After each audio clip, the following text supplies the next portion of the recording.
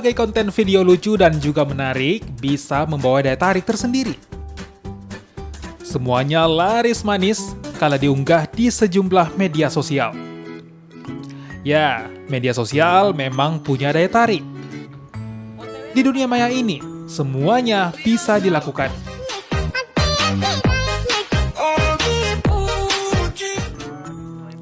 Dari sekedar mengunggah tulisan, foto, hingga video pendek. Banyaknya kreasi membuat platform media sosial dipenuhi jutaan konten. Dari yang sekedarnya hingga mereka yang coba cari sensasi. Media sosial kini tak bisa sekedar dipandang sebelah mata. Jumlah penggunanya terus naik, bahkan menyentuh angka 160 juta di awal tahun 2020. Rata-rata, setiap orang menghabiskan 3 jam lebih hanya untuk berselancar di media sosial. Di tahun 2021 ini pun, media sosial masih jadi pilihan.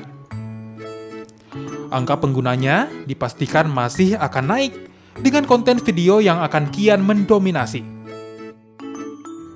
Oke, jadi kalau tren media sosial, kalau yang saya perhatikan di 2021 itu masih banyak yang menggunakan, tentu saja lebih meningkat. Apalagi beberapa kampus itu masih menerapkan kuliah lewat online. Jadi penggunaan media sosial juga semakin meningkat. Kalau dari data WR sosial di Indonesia, Facebook, kemudian YouTube, Twitter, Instagram itu masih menempati 4 urutan pertama. TikTok mungkin masih di peringkat 10. Di media sosial memang tak hanya soal konten suka-suka, tapi juga bisa jadi sumber informasi. Pandemi COVID-19 pun tak luput jadi bagian dari konten di media sosial yang jadi salah satu penyebar informasi tercepat. Namun tetap saja, media sosial juga punya sisi negatif.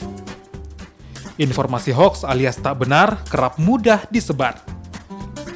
Selain itu, konten pornografi juga jadi catatan di dunia maya yang tanpa batasan itu.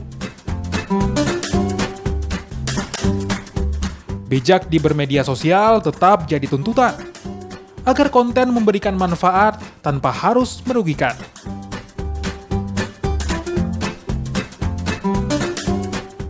Tim Liputan Kompas TV, Makassar.